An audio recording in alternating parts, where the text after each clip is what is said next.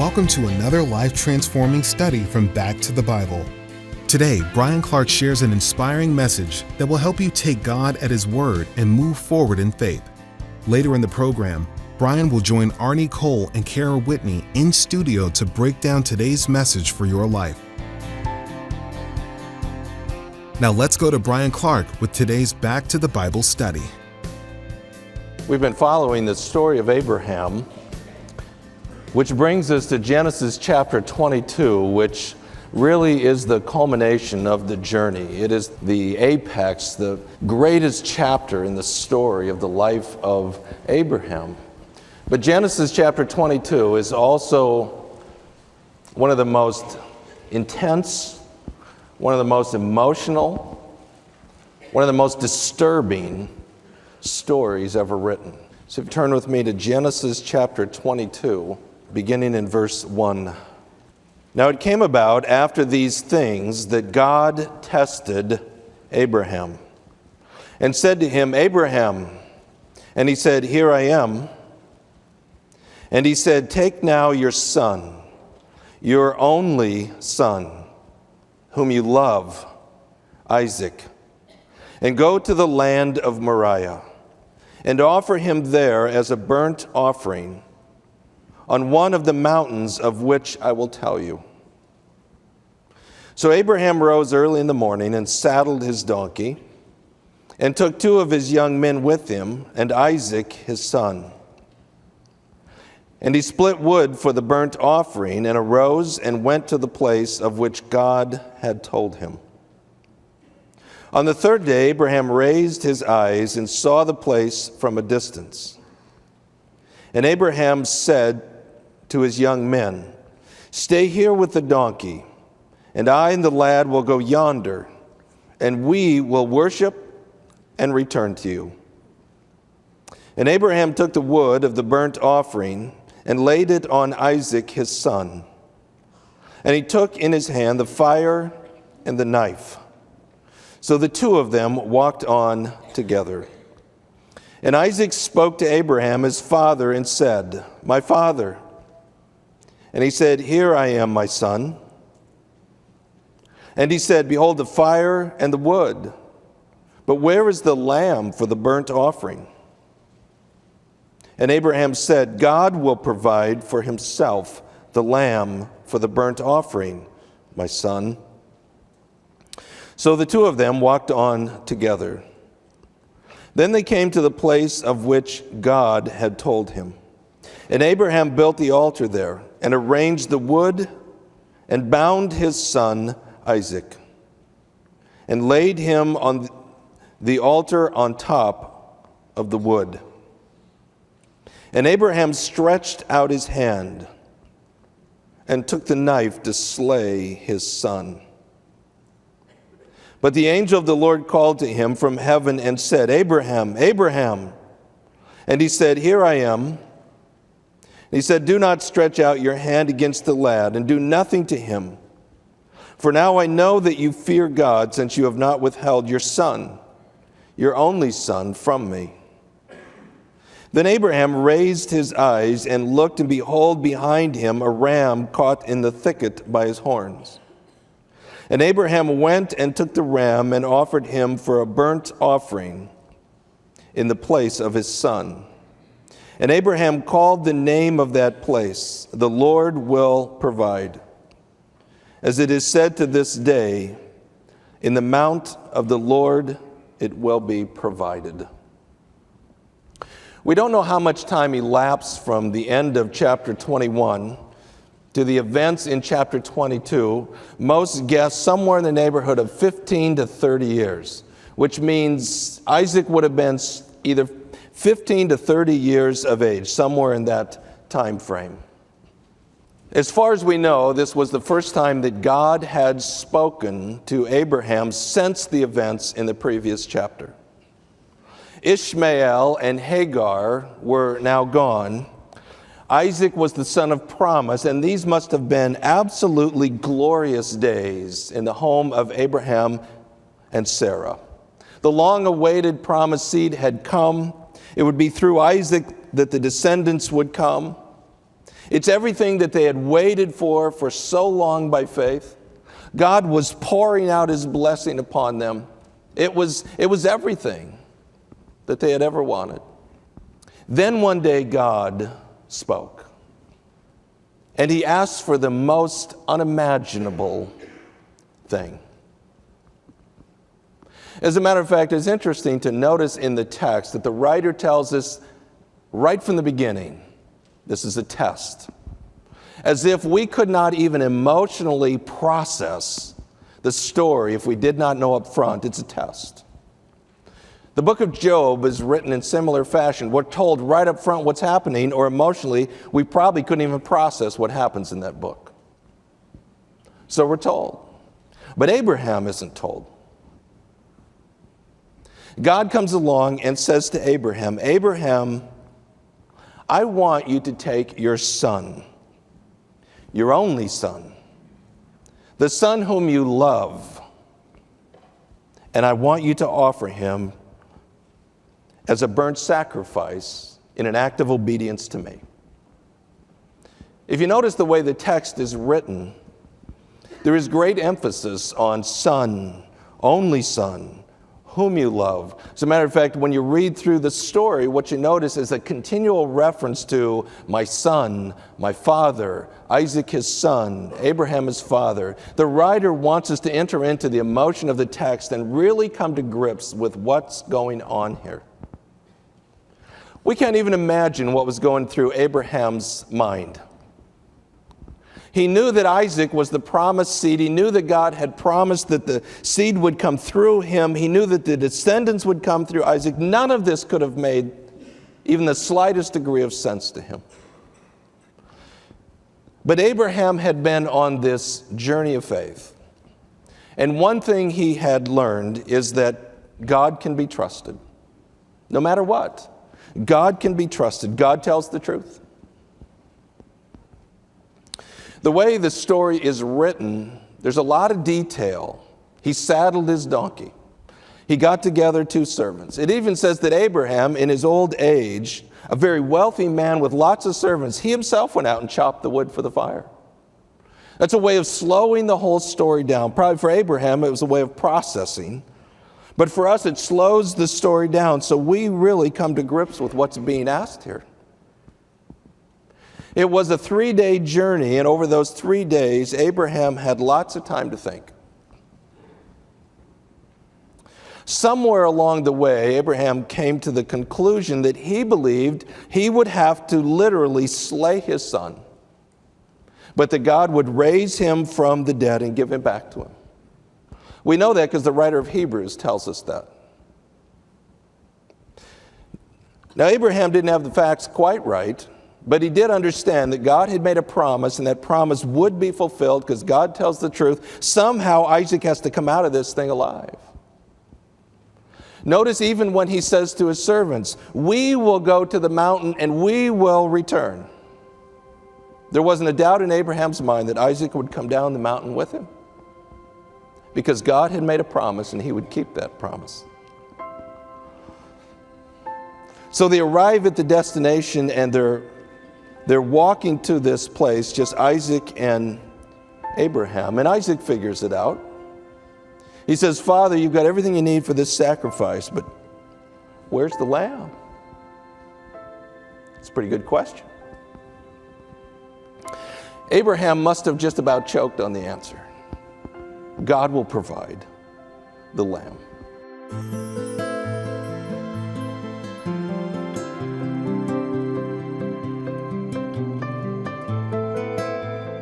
We're so glad you've tuned in today. Here at Back to the Bible, our heart is to share God's Word to help you experience a closer walk with Christ and move forward in faith. So to support you along the way, we've designed a wide variety of resources, and they're available at backtothebible.org. From devotions to in-depth Bible studies, Bible reading plans, even research and stories, you'll discover what you need to strengthen you along your spiritual journey. And of course, our Back to the Bible messages with Bryan Clark are also there to listen to anytime you want. Just visit backtothebible.org. That's backtothebible.org. Our study continues now with Bryan Clark. Abraham and Isaac finally get to the spot that God designated. He builds an altar. He places on top of it the wood.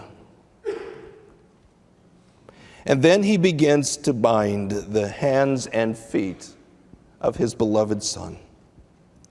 Abraham would have been an old man. Isaac would have been in his youthful prime. There's no question Isaac could have overpowered his father.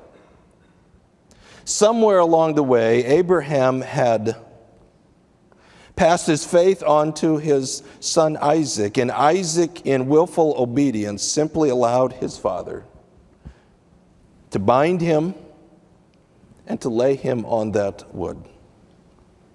By this time, Abraham's heart must have been pounding through his chest as he pulled out that knife and he reached out to slay his beloved son when God stops him.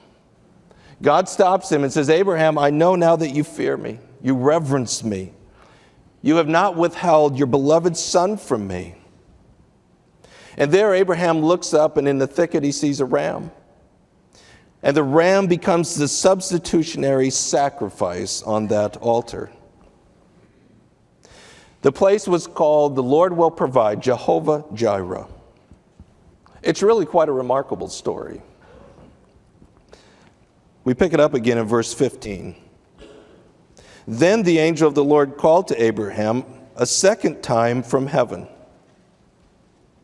and said, By myself I have sworn, declares the Lord, because you have done this thing and have not withheld your son, your only son. Indeed, I will greatly bless you, and I will greatly multiply your seed as the stars of the heavens, and as the sand which is on the seashore. And your seed shall possess the gate of their enemies. And in your seed all the nations of the earth shall be blessed, because you have obeyed my voice. So Abraham returned to his young men, and they arose and went together to Beersheba. And Abraham lived at Beersheba. God reaffirmed his covenant with Abraham. This wasn't a new covenant. It was just a reaffirming of a covenant that's been reaffirmed a number of times in this story. Go all the way back to Genesis chapter 12, and God had made a covenant with Abraham. But part of that covenant meant you will be my people and I will be your God. And part of the commitment of that was to get Abraham to a point where he really understood what that meant. What God wanted was to pull out a people who would trust him by faith, and he would pour out his blessing upon them. And so God had entered into this lengthy commitment with Abraham to get him where he wanted him to be as a man of faith. Remarkable faith. It's important not to just pull this story out of its context and just look at it all by itself. It is the culmination of a lengthy journey of faith. This wasn't the first time that Abraham had been tested. He'd been tested several times. Sometimes he passed the test and sometimes he failed. Sometimes he had great faith and sometimes he had doubt. Sometimes it's only in those times of failure that we come to grips with what we really believe to be true of God. Those are some growth moments. They were necessary moments to get Abraham to Genesis chapter 22, when he offered Isaac in an act of obedience. When you think about what God asked of Abraham, and we crawl inside the skin of Abraham, it's hard to imagine. It's hard to imagine his emotions, what he would have been processing. As a matter of fact, we find it somewhat disturbing. More than that, we maybe even find it somewhat appalling. Even if Abraham did not have to slay his son, just the emotional trauma of what he was asked to do and how far that went seems appalling to us. Hold that emotion right there. And then remember that about 2,000 years later, on that same spot, there would be another father who loved his son more than Abraham could have possibly loved Isaac. And he would lay his only son on an altar. Only in that case, the execution would not be stopped. Rather, it would be completed, and there that son would die, and his blood would be shed. The substitutionary lamb would be placed on that altar, called a cross. And there, God the Father would see his son, his beloved son, executed. You know why he did that? He did that because you offended him. He did that because you offended him. And you offended it, and you offended him. He did that because I offended him. That was his response. I offended him, so he gave up his son to die. To die on a cross as the substitutionary lamb for my sin. As we go through the book of Genesis, I've tried to highlight those words that appear in the book of Genesis for the first time in all of the Bible. And you have a lot of those, of course, because it's the first book.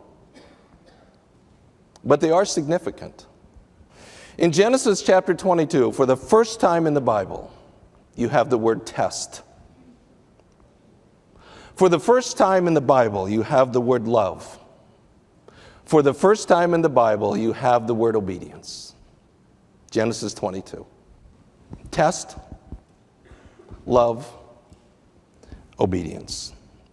That's the theology of this text. God testing our faith by asking if we're willing to take that which we love most and in an act of obedience, sacrifice it to God.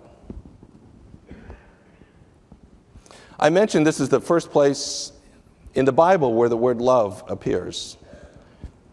Do you know where the first place is that the word love appears in the New Testament? Matthew, God the Father saying, "This is my Son whom I love." Mark, "This is my Son whom I love." Luke, "This is my Son whom I love." John, "For God so loved the world that he gave his Son." Does this sound like a God you cannot trust? Does this sound like a God you can't trust? A God that would sacrifice his own beloved Son because you offended him so that you might know forgiveness of sin. Does that sound like a God you can't trust? Well, then let me ask you a question. What would be your Isaac? What would be your Isaac? What is it that you love more than anything else? Are you willing to put that on the altar and say, "God, if you want it, you can have it"?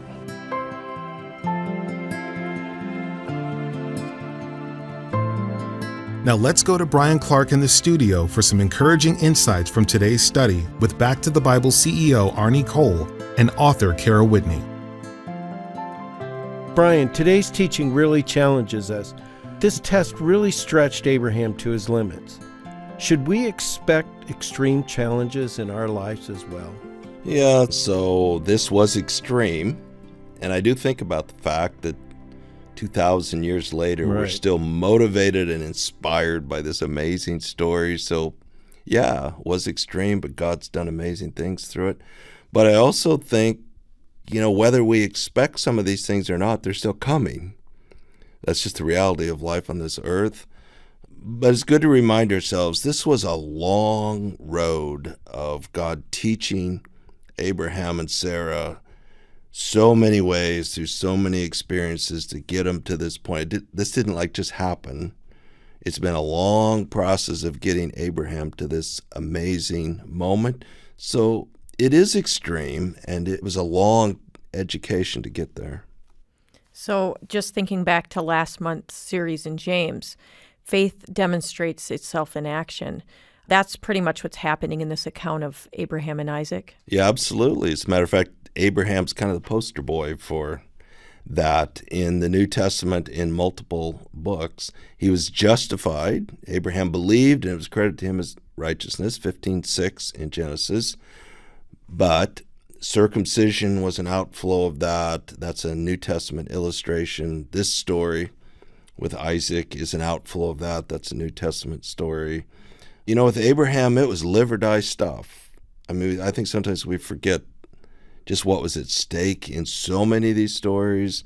For us today, you know, we'd have to say for the most part, life is a lot easier. It's a lot more comfortable, a lot less risk. So you wrestle with the question, what am I actually trusting God for today? It's easy to use that language, but really with life such as it is, what is that? And how is God stretching my faith? So we've seen Isaac as a symbol of grace. But Bryan, it seems like he's also symbolizing Jesus in this account. Yeah, Is that right? Yeah, absolutely. Isaac is what we call a type of Christ or a shadow. It's a reminder that one day there would be a father who loved his son more than Abraham loved Isaac, and he would actually sacrifice his son in that same place in order to pay for the sins of people that were his enemy. So people read Genesis 22 and they're appalled, but then they think about the cross and they're not appalled. Yeah. And it's like, well, that was close in Genesis 22, but God actually did that. And that's what's appalling. And he did it for people that were declared to be his enemy. And that, you know, that's the real story. That's the fulfillment of the shadow. Just something that popped in my head, the difference between Lot and how disobedient his house was. And then look at Abraham, where his kid's just like, yep, you know what, I'm going. There's nothing here to sacrifice. I must be that guy. And he went. That's a great comparison because Isaac was an adult. He wasn't a little child, somewhere 15 and up. And Abraham was an old man. So it's not like Abraham was going to wrestle him down on the altar. So the level of trust and obedience Isaac had in his father is a big part of the story too. You're listening to Back to the Bible. If you'd like to listen again, you'll find today's program along with older messages at backtothebible.org. And while you're there, browse our devotions, Bible studies, and Bible plans. You'll find a wide variety there, all designed to help you experience a deeper relationship with Jesus. That's at backtothebible.org. Visit today, backtothebible.org.